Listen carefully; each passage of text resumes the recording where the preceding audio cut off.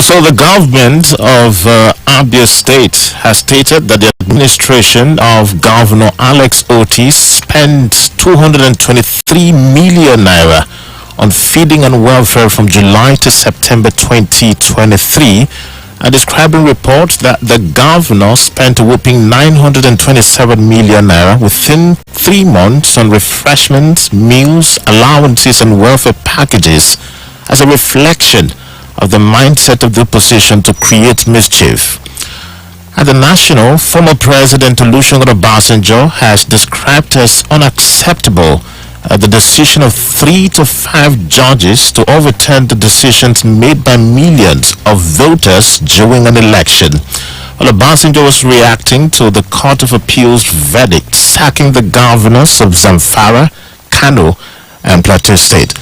Well, this is some of the big stories we'll be looking at this beautiful Wednesday morning, the 22nd day in the month of November 2023. And the program is Open Parliament live on the frequency. My name is Mr. C. Well, I'm being joined virtual by our regular guest every other Wednesday, and I'm talking about a fellow of ethical leadership from the University of Nigeria, Nsukka, a recipient of ZIX Award on Innovation and Creativity, a pioneer inductee, National Integrity Hall of Fame, a fellow of Chartered Institute of Forensics and Fraud Investigators of Nigeria, Interpol Systems Consultant and Security Expert, Sir Chikwe Udensi. Good morning, sir. Welcome to Open Parliament. Good morning, Mr. C. Thanks for having me. We're so glad to have you join us this morning. Quite a number of interesting stories been on the front burner over the past couple of days.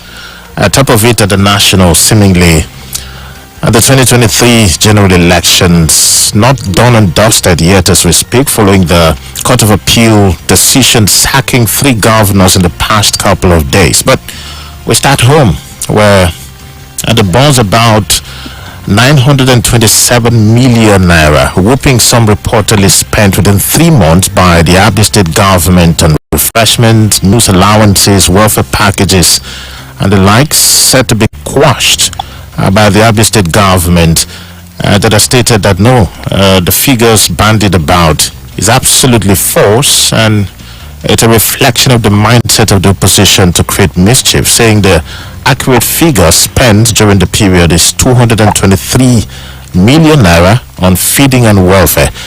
What's your take on this? I'm sure you've been following this. It's been everyone media space. Thank you very much, Mr. C.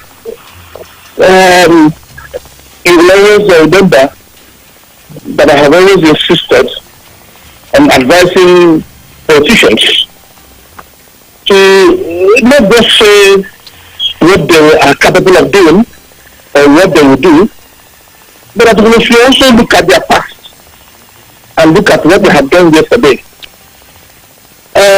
From what they have done yesterday, Mr. C, is from where you get what they will do tomorrow. We have now gone past electioneering. Elections have been concluded. We are now in governance. Mr. P, it is from governance now we shall know if what we campaigned about are what the positions are. What we see lately, Mr. P, especially the ones that came from channels television, I watched it over and over about the performances of various state governments and also the federal government, especially when the records they provided by themselves in the state and federal performance indexes. The ones provided by the states, not by any opposition party member or any group, but from the records provided by the states. So what we have seen, Mr. C, we are very disturbed. The records of Liberos Oshoma, if you remember, from Channels Television, and also the records we saw from the social media and also from the print media have left us with some very serious bitter tales not only on our mouths, but in our ears too. Because see, if you come to comparisons of what we have in the various states, I decided to take just only my own immediate Igbo constituency. We checked about what we have in Abia, the records we have from Imo, Enugu State, and also from Ebonyi. Mr. C, I'm very, very impressed, actually impressed with what I saw from Imo State and from Ebonyi State. The total expenditure index showed that these two states were primarily interested on the welfare of their people. I also equally saw the up and back from opposition and also from the Abia State Ministry of Information. Mr. C, those information from Abia State Ministry of Information is neither here nor there, nor does it convince any of us as to the fact that the Abia State government, as it is currently being run by the Labour Party, is a squandermania government. They have shown us that they lack the capacity to run our resources and run it for the benefit of the people. Let us take, for example, the records as they were issued, as was issued by governments by themselves. When we talked about the 927 million that was being spent in the first quarter, it was 3 months on means, settlement of revenue, and also allowances and some welfare packages has been elucidated by the state government itself. The Ministry of Information of the state came to inform us that it's only about 224 million that was spent on welfare and meals. So see, it's the records we saw from what is called the security vote. I was very impressed with the impressions of Mr. Oshoma. Mr. Oshoma said that while he was on campaign trails, monitoring the state governors, that he had the opportunity to interview the governor of Abia State. And he said very clearly, in no unequivocal terms, that security vote is a fraud and that he will have nothing to do with it. But for us to see that the same state government, in their own report, provided a whopping 2.8 billion for security vote for the state governor. I don't know what to call it, Mr. C. Mr. C, if you just deposit with Ebonyi State, for that period of time, 3 months, Ebonyi collected only 350 million. 350 million as a security vote. Look at Igbo, 301 and security vote. I was also extremely impressed with what I saw from Lagos State, going outside the southeast. The period of 3 months, Mr. C, big Lagos State, gigantic Lagos State, revenue-based Lagos State, 150 million for 3 months as security vote. Then Kaduna State, 0. Kaduna State collected 0 as security vote. We cannot give any excuse for misappropriation of funds. We cannot accept any such excuses, especially when you consider that the Abia State Ministry of Information collected a whopping over 500 million for information. I asked a few members of the staff from the Ministry of Information, what is the question? What were all these money used for? Their welfare packages have been increased.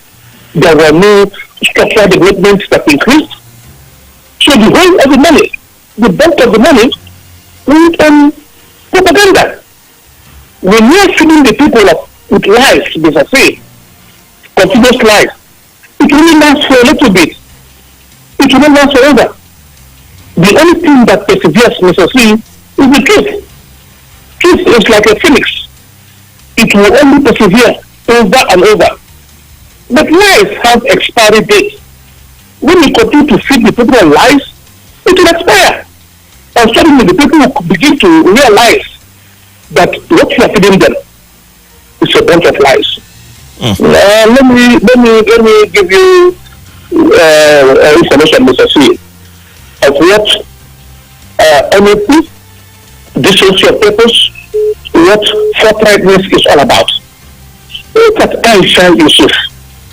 Aisha Yusuf is Labour Party presidential campaigner, an executive, and worked for several times.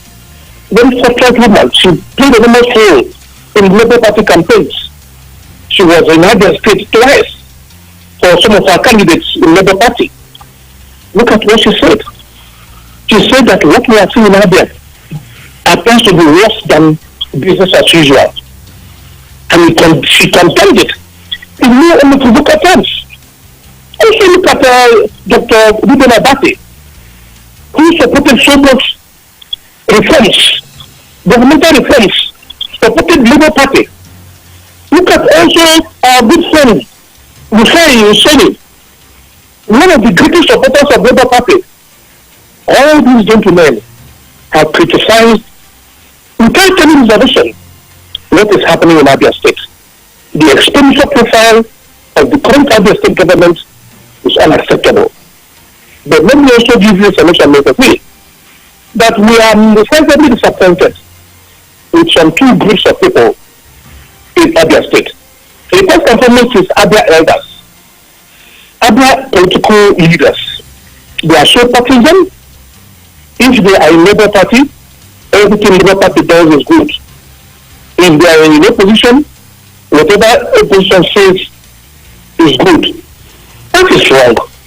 If the state government is doing badly, we should have enough courage to say this is bad. If when they are doing well, we should have enough courage to promote them.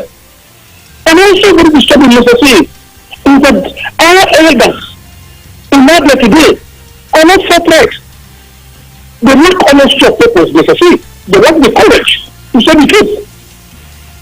There's no good example for our younger generations, from our elders. And then most disturbingly, I must have to say, extremely disturbingly, Mr. C, is the role of the churches. Our religious leaders, to say the least, are corrupt. Extremely corrupt. Our religious leaders are very corrupt. They are only getting donations on the altar. The altar calls. We're also listening to... Is that you calling out all the religious leaders? Well, Mr. C, if you ask me, I will see that there are a few good ones. But I need a microscope to see them. There are very, very few. Most of our religious leaders are corrupt. They are all interested in donations on the altar call. They are all interested in money. And look at very specifically and very, very clearly the condemnation of Shoma. He said very clearly. Look at what Adeboye said. The Adeboye of one of the churches, one of the Pentecostal churches, I don't remember which one, I think it is the Redeemed. He was making altar calls of those that can give you 1 billion naira and get blessings. He called Adeboye's plane. He called Shimano's plane. He's a bad man. But he has the courage to call the names of all corrupt religious leaders. Not only Christians, even the Muslims' bodies. Are they correct? The altar is where rules are corrected. That is where the wrongs are changed. Good for leadership and for every situation. But what we have today, Mr. C, is that our leaders, both at the political level and the religious level, have shown some level of corruption, dishonesty, and excellent disregard to what it ought to be for the betterment of our people. Yeah. I know you've tried to juxtapose those figures. I mean, the Abia State figures with that from other states of the Federation. You mentioned Ebonyi and the rest of it. But let's put it into perspective now. I mean, the figures from Abia State, because there was a reaction from spokespersons to the governor. First, it was that from the Chief Press Secretary to the governor, Mr. Kazioko, who did appear to set the record straight. And then yesterday, we did have the Honorable Commissioner for Budget and Planning, Mr. Kintlia Nosike, the press statement First of all, describing the reports of those figures that talk about 927 million naira as what he called a reflection of the mindset of the opposition to create mischief. And now he went on to explain that the expenditure was, quote, not by the governor's office as alleged, but by the entire ministry's departments and agencies in the state. He added that the total amount spent so far by the entire government for refreshment and meals for the period was 223.3 million naira. Bringing it down from the speculated 927, does it still make sense to you? I mean, saying here this is about the ministries, department and agencies, not just the state governor's office. You see, I took my time to study the records from the platform of the state government. I do not agree with what the government is saying. Even if you tell us that it is 334 million for feeding and entertainment, that is still ridiculous. It is extremely unacceptable. It's unacceptable to the extent to which we are talking about a party that PKB comes from. Where PKB spends less than 200,000 naira on refreshment in his office in a whole year. Less than 200,000 when he was governor. And what we are talking about today, Mr. P, is that the country is highly impoverished. I was so much bothered. My heart bled when I saw a young man who, 11 years after graduation, had not gotten a job. He brought out his certificates, even his discharge certificate of which course. He burnt everything. He set on fire. After 11 years of graduation, he has no job. That's the society we're talking about, Mr. T. We're talking about a society where the pensioners are dying. The story that the pensioners have not been paid is not true. I've spoken to all of them. I'm not saying this government is not trying. But what I'm saying is that this government must stay away from propaganda. They are spending so much money on propaganda. Let us spend the money on the welfare of the people. Over $500 million naira on propaganda in the state is unacceptable. And that is what is being said in the state right now. And also, we now have a crop, a very unfortunate crop of young men who are saying, yes, they may have chopped money. Let me use their language. They chop money. The PD did not chop money. Is that the kind of youth we are looking at? Is that the kind of youth we are going to grow up? Is that the kind of youth we are going to hand over the leadership of the country? We are talking about people that should come with some sense of honesty, of purpose. Condemn what is wrong? Not for the purpose of destroying the state government. No. You can't destroy the state government. For the purpose of change. If you are not doing it right, let us condemn the wrong things you are doing so that you can change for the better, for the greater benefit of the society, not for individual benefit. From the records that were given by the state government itself, 233.38 something on refreshment, 397.5 on welfare package from the state government itself. This is what we're saying. It is an executive recklessness, extreme recklessness. We cannot continue with business as usual. And also, you will recall very clearly, Mr. C, that I was one of the early persons who said that 30 billion naira for 6.7 kilometer road is not just unacceptable, it's a cheap fraud. I said it very clearly. And I said it without any fear of contradiction, and I said it with all sense of responsibility. Any discerning spirit, any honest Abel, any honest Nigerian will tell you that for us to spend that volume of money on a 6.5 kilometer road in today's Abia is unacceptable. We must have to tell government the honest truth. Let us not take positions. Let us not take selfish positions. In Abia, the elites have kept quiet and they have not said the truth. There appears to be a conspiracy of silence among the leaders, political leaders, among elders, among church leaders, church leaders that ought to come out openly and profess honesty of purpose. Okay. We are only relying on Dr. Biden Abaki from Yoruba land. We are relying on Rufai Useni from Yoruba land. We are relying on Aisha Yusuf from Edo State. These are people who have come openly, including Liberals of Summer. These people are from the Southeast when we talk of the Igbo race. All right. When we have our leaders here allowing evil to persist. Okay. Well, there are quite a number of Abians, at least a handful of those who believe, hey, come on. The governor has started well. I mean, he's initiated projects, he's commissioned some road projects and the rest of it. One area where quite a number of Abians as well believe was sort of a blight on the immediate past administration, which is salary payments being made as at when due. Said the governor, Dr. Alex Oti, has said that right ever since coming on board. Do you think this figures being bandied about as a published third quarter financial report of the state government, do you think it blights the gains made so far by this administration? Well, you recall our previous Open Parliament program, and I'm one of those who praised the state government when we saw a shift, a movement away from the old evil order we had for 24 years in Abia State. You know, I'm one of those who criticize the previous governments, especially the ones that was being run by PDP in Abia State. I criticize them.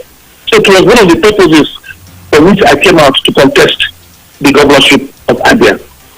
I believe very well that I am one of those who contribute massively to ensure that there was a change in Abia State. Now we have had the change. Now there's a change in Abia State. Let us benefit properly from that change. Let the common man benefit from that change. What am I saying, Mr. C? What I'm saying is that the government of electorate of Labour Party started very well. They started very well by putting together the various indices that are required to ensure that there's proper and good governance. And this reflected from his background as a banker. So most of us praised him and we praised that process. But when we see the wrong ones, we shall condemn it. The wrong ones we have seen here is very simple, Mr. C. Number one, 2.8 billion naira security votes is unacceptable, is condemnable. Even if you call it 203 million naira for feeding, it is unacceptable, it is condemnable. 30 billion naira for 6.7 kilometer road is unacceptable, it is condemnable. This is what I'm saying. So these areas we have done very well. Initially when we started by ensuring there was some proper calculation of who actually are civil servants and making sure they were paid monthly. We commended him. That was a step in the right direction. When we saw that there was no a proper way of trying to identify who pensioners were and how best to make sure they are paid regularly, we commended the efforts of ensuring that pensioners who were I'm particularly very interested in. I was very impressed by the governor and the government of Abia State was ensuring that the whole process, I commended them in that process they took. But those ones they have done wrongly, I have enough courage to say it is wrong, and I'll condemn it. Well, let's move away from the Abia State story. Listener, in case you just tuned in, it's the midweek edition of Open Parliament. The guest is Chikwe Udensi. Let's look at the recent judicial pronouncement with regards to the 2023 governorship election in the various states of the Federation. Well, the Court of Appeal recently sacked 3 governors, the likes of Governor Dauda Lawal of Zamfara State, Abba Kebe Yusuf of Kano State, as well as Caleb Motfang of Plateau State.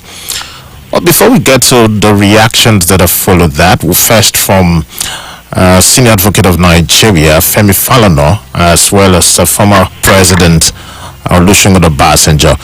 What did you make of the pronouncement sacking those governors, all of them from the opposition parties? Mr. C, thank you very much. I will look at it from the angle that has been looked at by very prominent Nigerians, very sound Nigerians. Again, my humble self, the way we have looked at it over these few months that elections have been over, look at the way we look at it, Mr. C.